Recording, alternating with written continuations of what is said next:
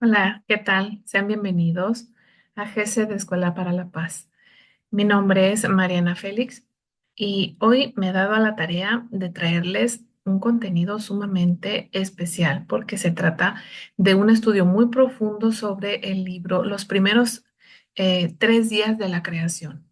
Sí, como ustedes han de saber, si ustedes leen la porción de la Torá cada semana, se pueden dar cuenta que en este Shabbat que viene se se analiza el libro del Génesis.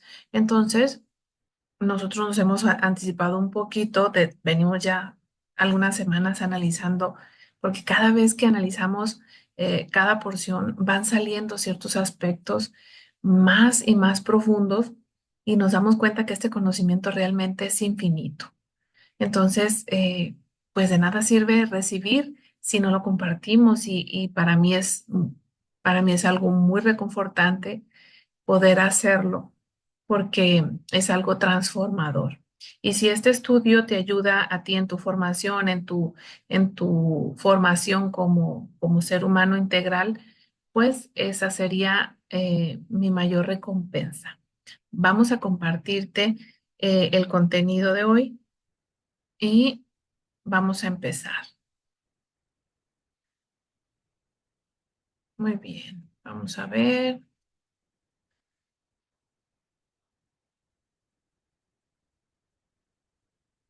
Ok.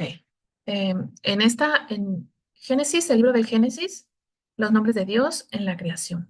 Y así es porque en, Dios creó todo esto a través de sus ladrillos, que son las letras hebreas, ¿sí? Y en ellas se encuentran implícito los nombres de Dios. Si ustedes van a la fuente directa, que es el libro del Génesis, cuando empezamos, ¿sí? A analizar todos estos aspectos, ¿sí? Vemos, por ejemplo, que en el primer capítulo, ¿sí? Cuando habla de lo primero que fue creando Dios, dice, en el principio, cuando creó Dios los cielos y la tierra, entonces la tierra estaba desolada y vacía, y la oscuridad estaba sobre la faz del abismo. Y un viento delante de Dios se cernía sobre la faz de las aguas. Y dijo Dios, sea la luz, y fue la luz. Vio Dios que era buena, y separó Dios entre la luz y la oscuridad. Llamó Dios a la luz día, y a la oscuridad llamó noche. Y fue el anochecer, y fue la mañana de un día. Génesis 1, versículo 1 al 4. ¿Sí? Muy bien. Si ustedes se dan cuenta, cuando dice en el principio, cuando creó Dios los cielos y la tierra, ¿sí? Se está refiriendo a Elohim. Cuando dice Dios, se refiere a Elohim. Aleph, Lamed, He, Yud, Mem, ¿sí? Y curiosamente, hemos encontrado en el texto de Zohar que el nombre Elohim se conforma tanto de misericordia como de Geburah. Sí, ahí están implícitas estas dos energías del árbol de la vida. Aleph Lamed, que representa la misericordia, y He Yud Mem, que representan al rigor. ¿Sí? Aleph Lamed se encuentra del lado derecho, mientras que He Yud Mem del lado izquierdo. ¿Sí? La izquierda se incluye en la derecha y la derecha en la izquierda, ya que eh, sin esta conjunción, es decir, sin esta unificación, sin esta integración del lado femenino y masculino, ¿sí? No hubiese sido posible la creación de todo esto, ¿sí? Entonces, aquí Aleph Lamed representa la cuestión masculina, el lado masculino, y Heyud Mem representa a lo femenino, ¿sí? Entonces, cuando estamos hablando del nombre de Elohim, estamos hablando de el Masé Bereshit, es decir, la creación de todo, ¿sí? Entonces, el nombre de Elohim es como el creador de todo esto, ¿sí? Entonces, si ustedes quieren consultar el SOAR, donde se encuentra esta información, se encuentra en el volumen 1 de Ediciones Obelisco, página 215, por si desean ir a la fuente, ¿sí? Entonces, sí, así como de la misma manera que se crea a un ser humano, es decir, a través de la unión entre hombre y mujer, ¿sí? También así, en el nombre de Dios, Elohim, donde se integra lo masculino y lo femenino, de esa manera se da vida al ser humano y a todo lo que hay alrededor nuestro. ¿Sí? Entonces, ahí también ya podemos nosotros inferir que cuando se dice que Dios creó al hombre a su imagen y semejanza, realmente nosotros estamos hechos de acuerdo a ese molde general. ¿Sí? Entonces, ¿qué sigue después? ¿Sí? ¿Qué sigue después? Resulta que la tierra estaba desolada y vacía, ¿sí? Que en hebreo desolada y vacía es tohu y bohu, ¿sí? Tohu y bohu. Entonces, cuando hablamos de estas energías que están ahí disponibles, nos damos cuenta que el tohu es como una especie de materia prima, ¿sí? Es una especie de materia prima. Y el bohu ya se va a a la forma. El tohu está deforme, es como un diamante en bruto, ¿sí? Y en el bohu ya se ve tonalidad y forma, ¿sí? Entonces, podemos decir que cuando hablamos de estos dos conceptos, cuando dice, y la tierra estaba desolada y vacía, ¿sí? El tohu y bohu se refiere a estados diferentes de la materia, ¿sí? Cuando estaba todo informe. O sea, estaba deforme, estaba apta, era como una especie de plastilina ya lista para darle forma, lista para ser moldeada, ¿sí?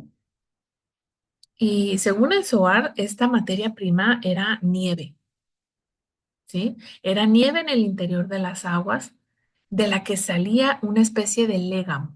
¿Y qué es légamo? Si ustedes investigan el concepto, se refiere al barro, ¿sí? ¿Sí? Entonces, o sea que se produce una especie de purificación al ser separado, es decir, al ser separado del tohu, se hace una purificación de ese légamo de las aguas. Entonces, un fuego poderoso, golpeó sobre este y había en él algo inmundo, pero se esclarece posteriormente y se convierte en tohu. Entonces, el bohu es el esclarecimiento que se elucidó en lo inmundo, es decir, en el tohu. Muy bien. Vamos entonces a continuar con esta explicación. Muy bien. Entonces, dentro de todo esto que les estoy explicando, ¿sí? Nos estamos refiriendo a esa base informe, legamo, tohu, que después pasa a otro estado de la materia, que es el bohu, que es un esclarecimiento de esa materia prima, ¿sí? Y sobre ello se asentó la oscuridad para después ser creada la luz. Fíjense cuáles son nuestras bases espirituales, oscuridad y luz. Materia informe, materia con forma, ¿sí? Muy bien, entonces tohu no hay tonalidad ni forma y bohu tiene forma y figura, ¿sí? ¿Y qué sigue después? Y un viento delante de Dios se cernía sobre la faz de las aguas. Esto se refiere al Espíritu de Dios, es decir, al Espíritu de Elohim, que flotaba sobre la faz de las aguas, ¿sí?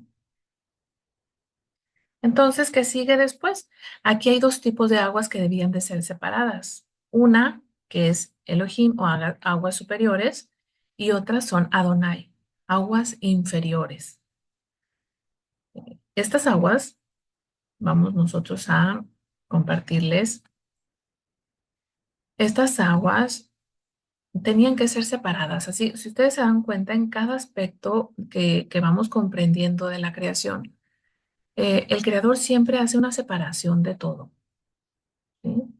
Entonces, esta no es la excepción.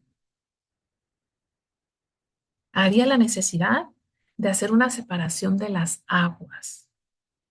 Y aquí es donde entra el nombre del tetragrama, ¿sí? Aquí es donde entra en juego esta cuestión. Aquí estamos hablando de otro nombre de Dios, que es Adonai, que significa Señor, ¿sí? Y el tetragrama, al momento de que es separada, que son separadas esas aguas arriba, el tetragrama viene a unificar todas estas divisiones para darle forma, para darle un sentido, ¿sí? Muy bien. Entonces,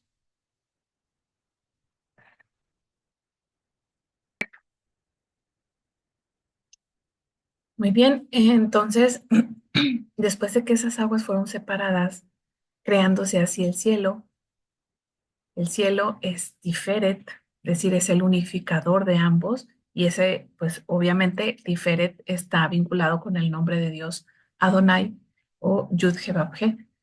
Y la separación fue, esa separación, ¿cuándo fue? Fue en el siguiente día, el día segundo, ¿sí? Y la disputa fue en el día tercero, martes, generando así una conciliación, ¿sí? Ya que según el texto del Zohar, es el nombre del Eterno o tetragrama el que concilia las aguas de lo alto y lo bajo, la Hei superior y la Hei inferior, y la Bab entre ambas para hacer la paz entre los dos lados, ¿sí? La Bab es Tiferet y unifica a Geburah y a Gesed, ¿sí? Entonces el tetragrama es el que integra, es el que está, el que llega a Tiferet está en el nombre del tetragrama, porque está integrando las dos polaridades, ¿sí? Entonces, en este proceso de la creación del mundo, el nombre de Dios, Adonai, es el que integra los lados opuestos y hace que el mundo funcione, hace que el mundo se establezca, ¿sí? Esto en el segundo día de la creación dice, haya extensión en medio de las aguas y separe entre aguas y aguas. E hizo Dios la extensión que separó entre las aguas que estaban debajo de la extensión, y fue así. Llamó Dios a la extensión cielos, y fue el anochecer y fue la mañana del día segundo. Génesis 1, 6, 7. ¿Sí? Entonces, la unificación, ¿sí? Se da en este día, en el segundo día de la creación, ¿sí? Y no es hasta el tercer día, que después de que se da esta unificación y la creación del cielo, ¿sí? Que se puede realizar o puede haber en la tierra lo que conocemos como vida, ¿sí? ¿Por qué? Porque de la unificación de estos dos aspectos, al hacer copulación entre Elohim y Adonai, afecta a la dimensión de Yesod, ¿sí? ¿Y cuál es el nombre de Yesod? Es el nombre del Shaddai. Sabemos que Yesod se nutre de la unificación entre Gesed y Geburah, ¿sí?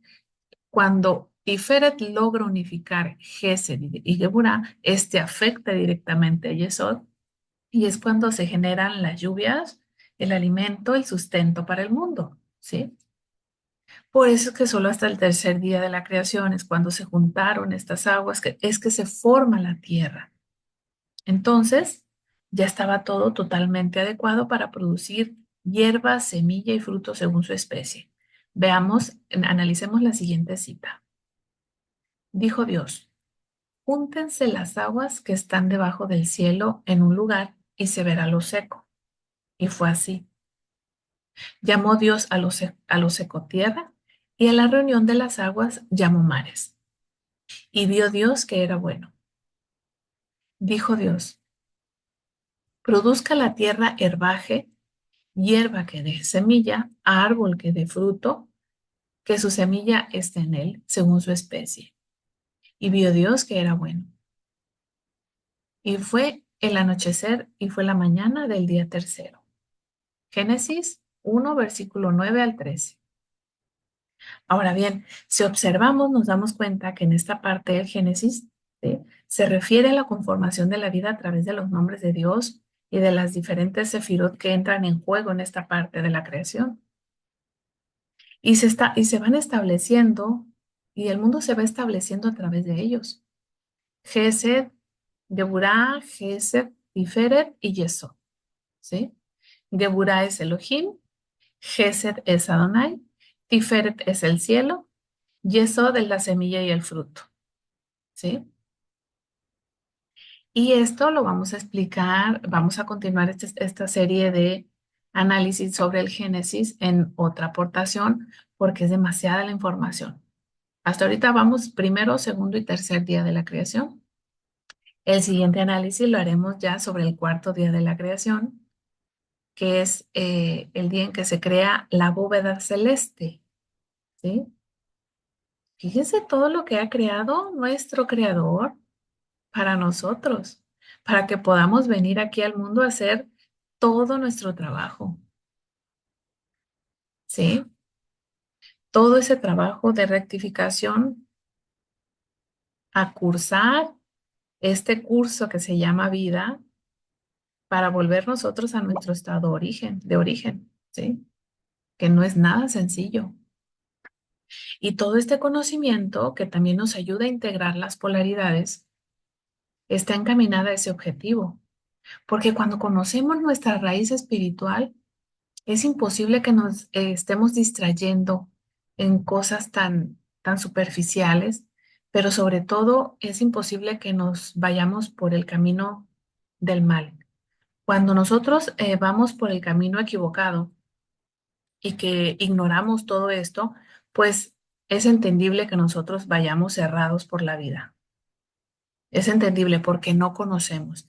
Pero al momento que empezamos a profundizar en todo esto, ya nosotros tenemos todos los medios necesarios para cumplir con nuestra misión de vida y no distraernos ni perder el tiempo. Entonces yo te invito a que profundices en ti, a que te conozcas, a que profundices en todo esto que se encuentra muy a la mano, porque todos podemos acceder a este conocimiento, y que te encuentres a ti mismo a través de todo esto, que vayas integrándote y vayas subiendo en esta escala del árbol de la vida. Así que yo te agradezco que hayas entrado a esta clase, a esta explicación, pero sobre todo deseo en mi corazón que te haya servido para que te quites los grilletes de la esclavitud y seas realmente feliz, porque a eso hemos venido. Así que manos a la obra y nos vemos en la siguiente clase, que ya vamos a analizar lo que es la creación del sistema astral, ¿sí? De la creación de la bóveda celeste. Que tengas un excelente día. Hasta luego. Shalom.